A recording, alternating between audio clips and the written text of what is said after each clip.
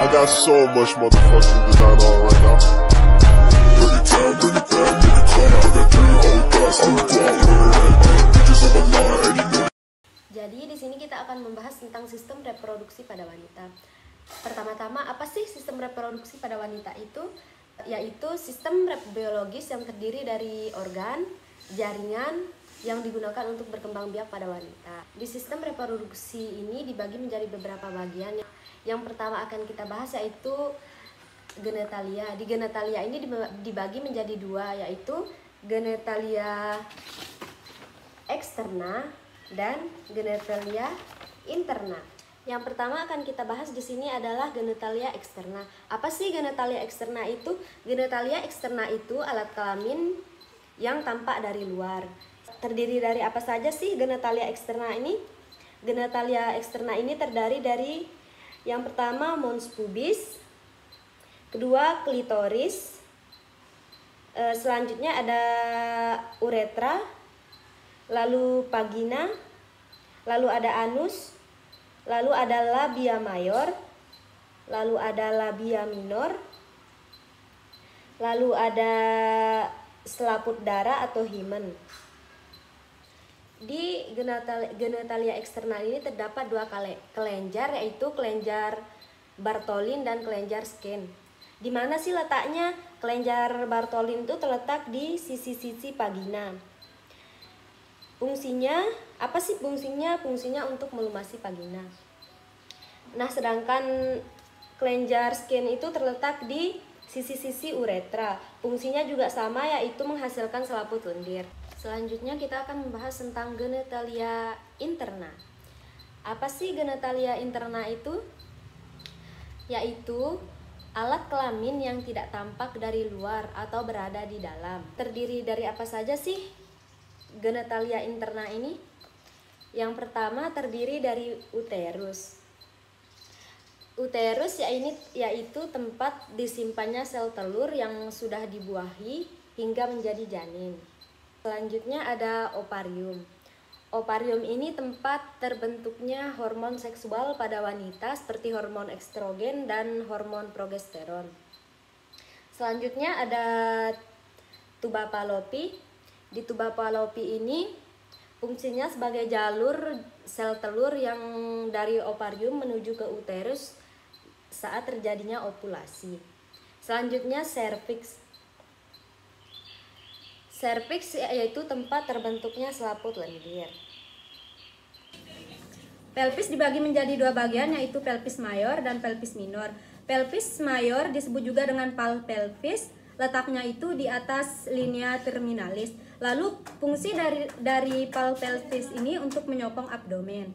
Lalu selanjutnya pelvis minor, bisa disebut juga dengan true pelvis, letaknya berada di bawah linea terminalis. Fungsinya untuk menyokong organ reproduksi. Jadi di sini kita akan membahas tentang bagian-bagian panggul. Secara garis besar, panggul dibagi menjadi 4 bagian, yaitu 2 tulang koksai kanan dan kiri dan 1 tulang sakrum, 1 lagi ada tulang koksigis. Lalu di tulang koksai ini dibagi menjadi 3 bagian, yaitu os ilium, os ischium, dan pubis. Lalu di ilium dibagi lagi. Di sini yang tebal ini namanya crista iliaca. Di sini ada spina iliaca. Lalu di sini ada spina iliaca anterior superior. Di belakangnya ada spina anterior inferior. Lalu di sini, di bagian sini, di belakang namanya spina iliaca posterior inferior. Lalu di ischium ini, di sini ada tuber ischiadica. Di yang ini namanya foramen obturatorium. Lalu di sini namanya acetabulum.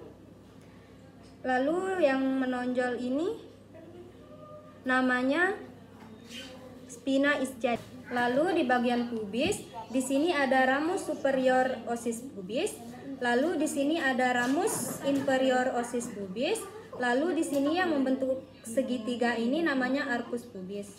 Lalu yang terakhir kita ke bagian sakrum.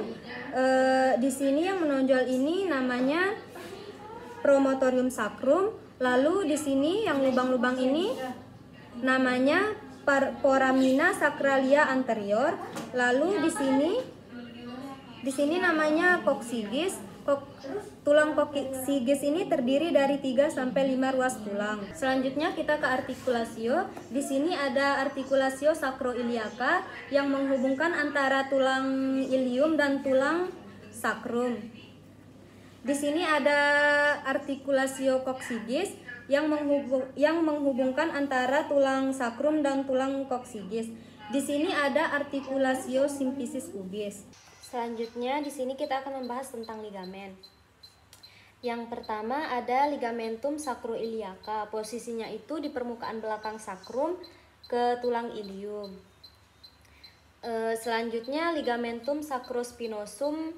Jadi letaknya itu di tulang sakrum ke spina ischiadica. Selanjutnya ada ligamentum sacrotuberculosum.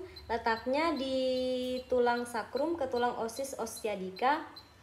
Lalu selanjutnya ada ligamentum pubicum, letaknya di depan tulang kok. Jadi di sini selanjutnya kita akan membahas tentang otot.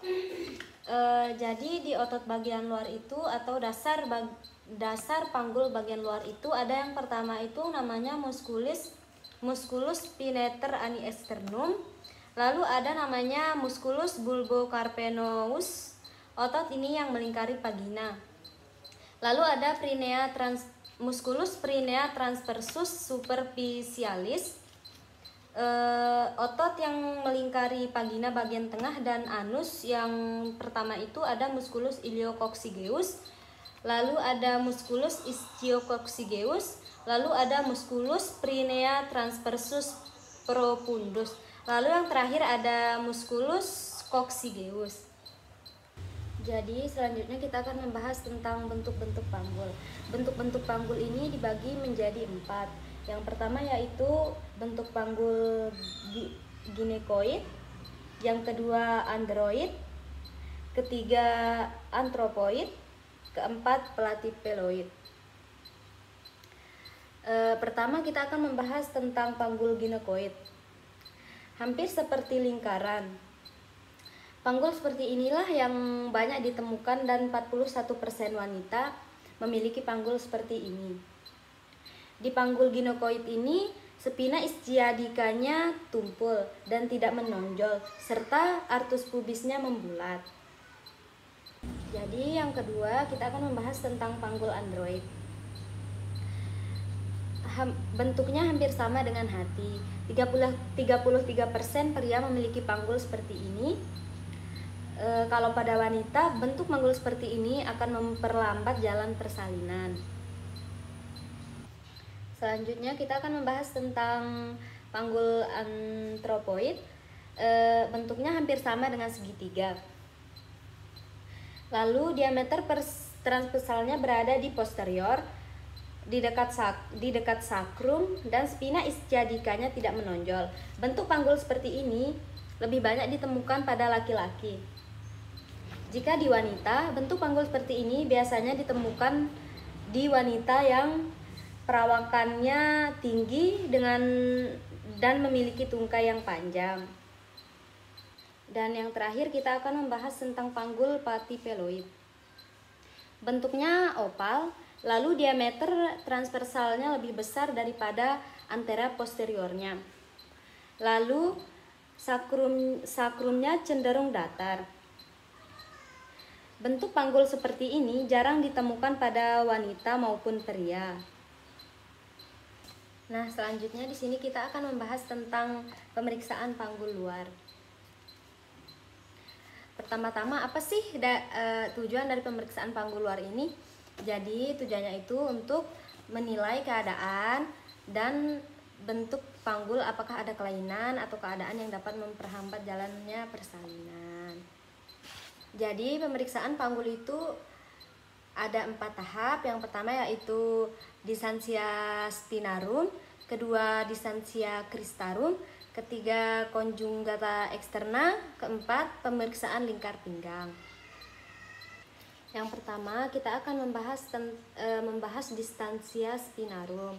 Nah, di distansia spinarum ini pemeriksaan yang dilakukan di spina iliaca superior inferior jarak normal di antara distansia spinarum ini adalah 23 cm sampai 26 cm. Selanjutnya distansia cristarum. Nah, di distansia cristarum ini pemeriksaan di bagian crista iliaca, dextra dan sinexa. Nah, jarak normal dari distansia cristarum ini 26 sampai 29 cm. Selanjutnya ada conjugata externa. Conjugata externa ini pemeriksaan dari ujung symphysis pubis dan ujung processus venosus, ruas tulang lumbal kelima. Nah, jarak normalnya dari conjugata eksternal adalah 18 sampai 20 cm. Terakhir ada pemeriksaan lingkar pinggang. Nah, pemeriksaan lingkar pinggang ini dilakukan dari atas symphysis pubis ke pertengahan antara spina iliaca anterior superior. Normalnya lingkar pinggang ini 80 sampai 90 cm. Mungkin hanya ini yang dapat saya sampaikan, kurang dan lebihnya mohon dimaafkan. Sekian, assalamualaikum warahmatullahi wabarakatuh.